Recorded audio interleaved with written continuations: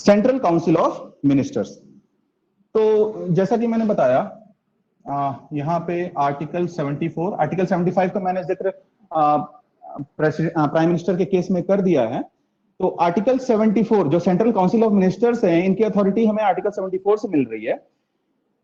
Council of, there should be a council of ministers with prime minister at the head to aid and advise the president, है ना। Article 74 क्या कह रहा है कि एक काउंसिल ऑफ मिनिस्टर होना चाहिए, काउंसिल ऑफ मिनिस्टर होना चाहिए। हेड इसका कौन होगा? प्राइम मिनिस्टर होगा। और इनका काम क्या है? हेल्प करना, एड एंड एडवाइस, सलाह देना किसको? प्रेसिडेंट को, ठीक है ना।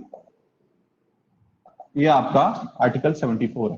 तो काउंसिल ऑफ मिनिस्टर की जो अथॉरिटी है वो कहां से मिल रही है? आर्टिकल 74 से मिल रही है। अब आपको अगर अपने एग्जाम के लिए याद रखना है काउंसिल ऑफ मिनिस्टर से, देखिए आप सिंपल सा एक समझिए कि ये मिनिस्टर्स का एक ग्रुप है ना, मिनिस्टर्स का एक ग्रुप है। देखो इलेक्शन में बहुत सारे मेंबर ऑफ पार्लियामेंट चुन के जाते हैं, मींस लोकसभा में 550 के करीब हैं। तो अब जो पार्टी गवर्नमेंट बनाती है उस पार्टी का हर एक मेंबर तो मिनिस्टर बनता नहीं है, राइट। कुछ मेंबर्स ही मिनिस्टर बनते हैं। तो जो लोग मिनिस्टर बनते हैं उनका एक ग्रुप है जिसको कहते हैं काउंसिल ऑफ मिनिस्टर्स। काउंसिल का मतलब एक ग्रुप, काउंसिल ऑफ मिनिस्टर्स। तो कितने लोग मिनिस्टर बन सकते हैं? पहली चीज तो ये याद रखिएगा, है ना। तो टोटल जो आपके मिनिस्टर्स हैं including the prime minister, it should not exceed 15% of the total strength of the Lok Sabha. Maximum या टोटल नंबर ऑफ मिनिस्टर्स, और इसमें प्राइम मिनिस्टर इंक्लूडेड है, प्राइम मिनिस्टर इंक्लूडेड है,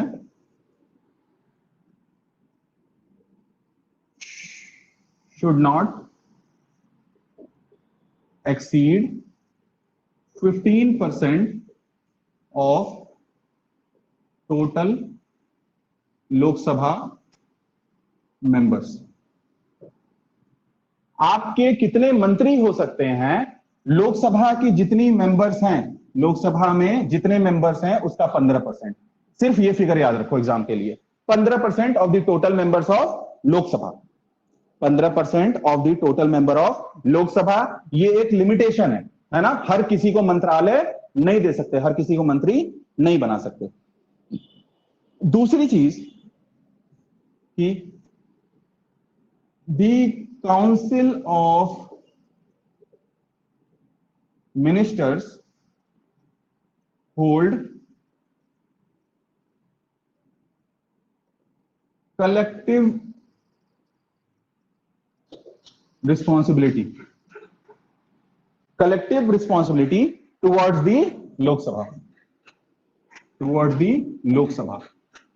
कलेक्टिव रिस्पॉन्सिबिलिटी से मतलब यह है, अभी थोड़ी देर पहले मैंने डिस्कस किया कि अगर काउंसिल ऑफ मिनिस्टर्स ने कुछ डिसीजन लिया, या मैं बाद में बताऊंगा ये असल में काउंसिल ऑफ मिनिस्टर्स नहीं होता है, डिसीजन मेकिंग पावर कैबिनेट के पास है। मैं बताऊंगा ये कैबिनेट क्या है। अगर सरकार ने कोई डिसीजन लिया, अगर कैबिनेट ने कोई डिसीजन लिया, तो सारे मिनिस्टर्स को उसको सपोर्ट करना पड़ेगा। लोकसभा में उस डिसीजन को सारे मिनिस्टर्स को डिफेंड करना पड़ेगा। ये कलेक्टिव रिस्पॉन्सिबिलिटी है। अगर इन मिनिस्टर्स में से कोई भी उसके अगेंस्ट है, उसको काउंसिल ऑफ मिनिस्टर से रिजाइन करना पड़ेगा, या तो फिर प्राइम मिनिस्टर उसको रिमूव करा देगा, राइट। ये चीज जहन में रखिएगा। तो ये टर्म याद रखिएगा, कलेक्टिव रिस्पॉन्सिबिलिटी। सब साथ में चलेंगे और सब साथ में डूबेंगे। और एक बात याद रखिएगा, मैंने बताया कि काउंसिल ऑफ मिनिस्टर्स का हेड कौन है? Prime minister. Council of ministers का हेड कौन है? Prime minister. सो अगर ऐसा होता है कि अगर प्राइम मिनिस्टर की डेथ हो जा रही है या प्राइम मिनिस्टर रिजाइन कर दे रहा है, तो ऑटोमेटिकली काउंसिल ऑफ मिनिस्टर्स क्या हो रहे हैं? ये डिसॉल्व हो जाएंगे। If the prime minister died या डाइज और रिजाइंस, अगर प्राइम मिनिस्टर जो है ये इसकी डेथ हो जा रही है या ये रिजाइन कर दे रहा है, the council of ministers they have to resign. Basically ये डिसॉल्व हो जा रहा है, ये काउंसिल क्या हो जा रहा है, डिसॉल्व हो जा रहा है, खत्म हो जा रहा है। क्यों? क्योंकि ये council of ministers prime minister के रिकमेंडेशन पे ही प्रेसिडेंट अपॉइंट कर रहा है, राइट। तो जब हेड ही खत्म हो गया तो बॉडी भी सरवाइव नहीं करेगी। ये एक चीज आप अपने जहन में रखिएगा, ठीक है। नेक्स्ट एक्सपेक्ट है कि इन मिनिस्टर्स की अपने काम के लिए कोई भी लीगल रिस्पॉन्सिबिलिटी नहीं है। ये कोई भी डिसीजन ले रहे हैं, कोई भी पॉलिसी मैटर का डिसीजन हो या कोई और डिसीजन हो, they don't have any legal responsibility, no legal responsibility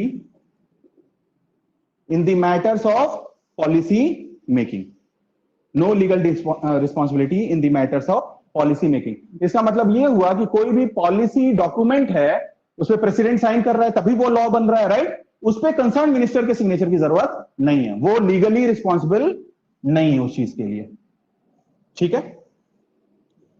and the last point जो आपको याद रखना है कि अगर कोई मिनिस्टर है, देखिए मिनिस्टर कौन होता है, ये मेंबर ऑफ पार्लियामेंट होता है। मिनिस्टर कौन होता है, ही is a member of parliament. और ये अगर मेंबर ऑफ पार्लियामेंट नहीं है तो विद इन 6 मंथ्स या तो किसी हाउस का मेंबर बन जाए या तो फिर उसको रिजाइन करना पड़ेगा, ठीक है ना। तो ministers is basically a member of parliament, और ये किसी भी हाउस का हो सकता है। He could belong to Lok Sabha या राज्यसभा, है ना। लोकसभा का भी हो सकता है, राज्यसभा का भी हो सकता है, नो मैटर, ठीक है। अब सपोज करिए कि ये लोकसभा का मेंबर है, ये लोकसभा का मेंबर है, तो if he is a member of one house he has the right to speak and take part in the proceedings of the other house. ये राज्यसभा में भी बोल सकता है, इसकी प्रोसीडिंग्स में पार्टिसिपेट कर सकता है, बट इसके पास वोटिंग राइट्स नहीं होंगे उस हाउस के। वोट तो ये सिर्फ अपने हाउस में कर सकता है जिसका ये मेंबर है, ठीक है। तो ये एस्पेक्ट जो है आपको काउंसिल ऑफ मिनिस्टर्स से अपने जहन में रखना है। अब पहले ये समझ लो कि ये जैसे मिनिस्टर्स बनते हैं तो ये मिनिस्टर्स बनने से पहले ओथ लेते हैं, और इनको ओथ कौन देता है, प्रेसिडेंट, ठीक है ना। इनको ओथ कौन देता है, इनको शपथ कौन दिलाता है, प्रेसिडेंट दिलाता है, ठीक है। काउंसिल ऑफ मिनिस्टर्स जो हैं ये 3 तरीके के होते हैं। एक होते हैं कैबिनेट मिनिस्टर्स, कैबिनेट मिनिस्टर्स। दूसरे होते हैं minister of state, ministers of state जिसे एमओएस कहते हैं। और तीसरे होते हैं डेप्यूटी मिनिस्टर्स, डेप्यूटी मिनिस्टर्स, ठीक है। तो इन काउंसिल ऑफ मिनिस्टर्स में ये 3 वैरायटी है, कैबिनेट, मिनिस्टर ऑफ स्टेट और डेप्यूटी मिनिस्टर्स। कैबिनेट मिनिस्टर क्या है? नाउ कैबिनेट मिनिस्टर ये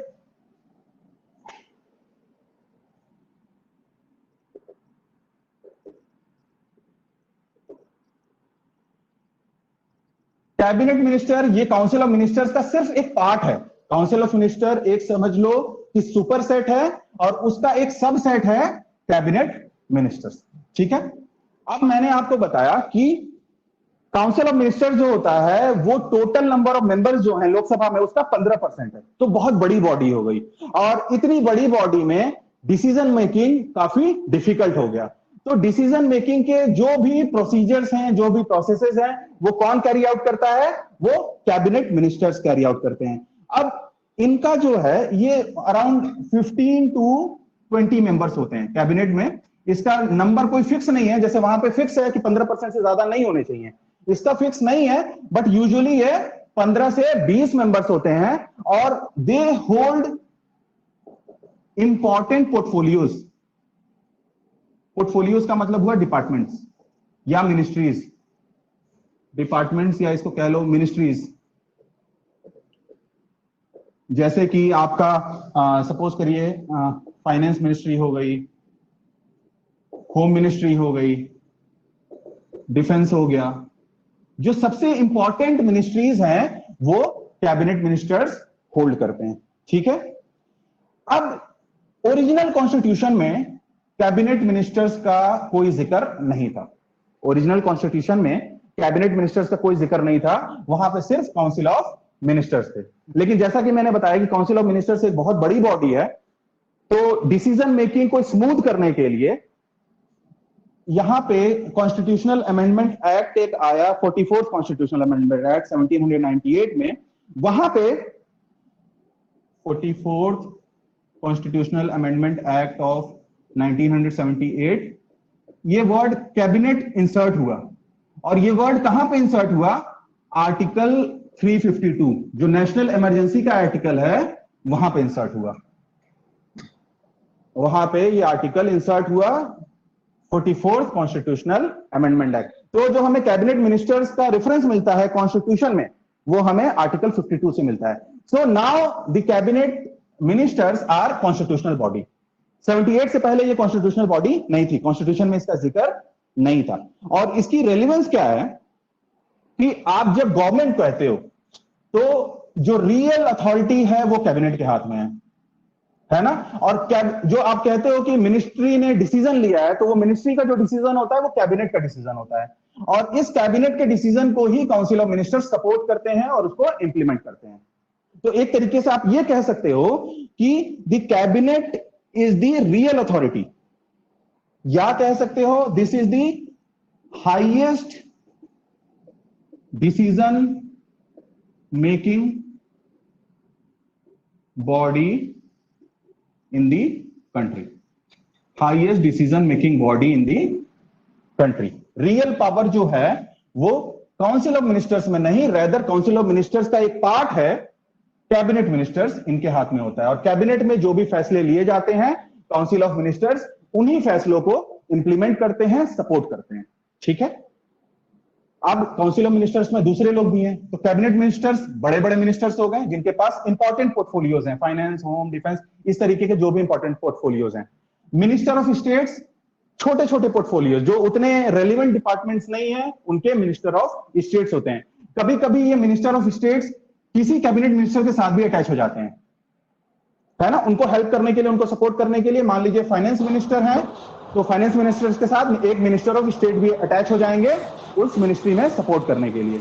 और डिप्यूटी मिनिस्टर्स होते हैं, डिप्यूटी मिनिस्टर्स सिमिलरली इनको कोई इंडिपेंडेंट चार्ज नहीं दिया जाता है, कोई डिपार्टमेंट नहीं दिया जाता है, ये दूसरे डिपार्टमेंट्स और मिनिस्ट्रीज के साथ अटैच रहते हैं और उसकी हेल्प करते हैं।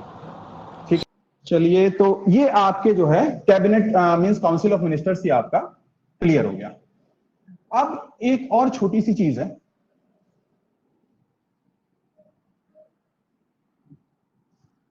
अभी मैं कह रहा हूं कि काउंसिल ऑफ मिनिस्टर्स जो हैं, सॉरी कैबिनेट मिनिस्ट्री जो है, ये हाईएस्ट डिसीजन मेकिंग बॉडी है इंडिया की। एक और जो कि कॉन्स्टिट्यूशन में जिसका जिक्र नहीं है, इसको कहते हैं इनर कैबिनेट। इनर कैबिनेट, ये मैं साइड नोट बता रहा हूं।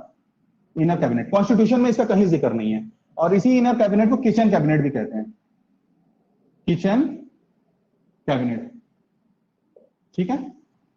अब ये लोग कौन होते हैं? ये जो प्राइम मिनिस्टर के काफी करीबी लोग होते हैं, प्राइम मिनिस्टर के काफी करीबी लोग होते हैं। जैसे प्राइम मिनिस्टर हो गया और उसके 2-4 कुलीग्स, है ना। और ये कुलीग्स कैबिनेट के मेंबर भी हो सकते हैं, इसकी फैमिली से भी हो सकते हैं, इसके दोस्त भी हो सकते हैं।